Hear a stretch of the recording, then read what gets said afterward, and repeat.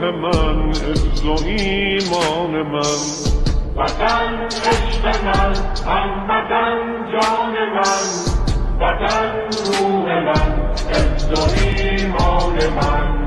وطن در رهت جان نثاری کنم، به خون خاک تو آب یاری کنم.